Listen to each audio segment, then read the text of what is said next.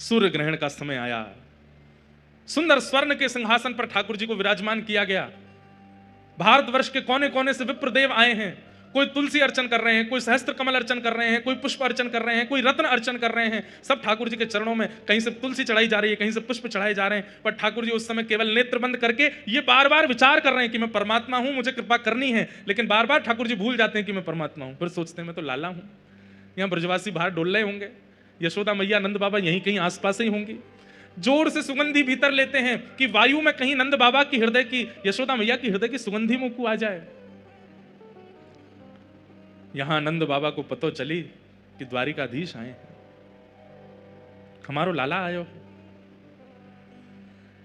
नंद बाबा ने धीमे से जाकर के ये खबर यशोदा मैया को सुनाई। बोली, अरे मेहर, एक बात बताऊं?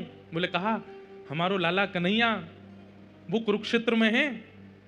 ये सुनते ही यशोदा मैया तो उठ खड़ी हुई, नेत्रों से कम दिखाई देता है।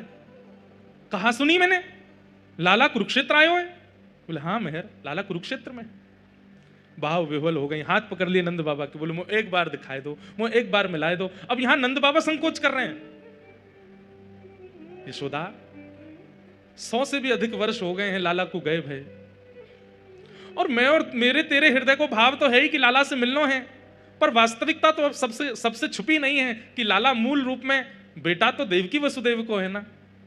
और अब तो वो द्वारिका को राजा बन गए है, सब वाकू राजा महाराजा कह करके पुकारे हैं। हमने तो सुनी है 16,108 ब्याह है गए, बड़े बड़े राजघराने की कन्यांते वाको ब्याह भयो है।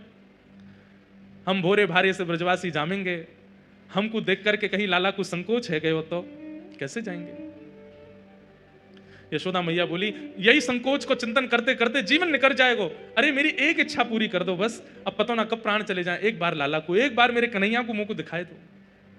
मैं देखना चाहूं लाला के नैन नक्श अबहु वैसे ही हैं, हाथ पांव वैसे ही हैं कि कछु परिवर्तन आ गया है। एक बार तो दिखाए दो। और श्री नंद यशोदा अति वृद्ध हैं, दोनों धीमे धीमे हाथ पकड़ करके जा रहे हैं, पूछते जा रहे हैं, भैया ये द्वारिकावासीन को शिविर कहां है? ये कथा श्री चैतन्य महाप्रभु सुना रहे हैं यहाँ के राजा को, और बता रहे हैं कि मूल रूप से रथ यात्रा क्यों होती है।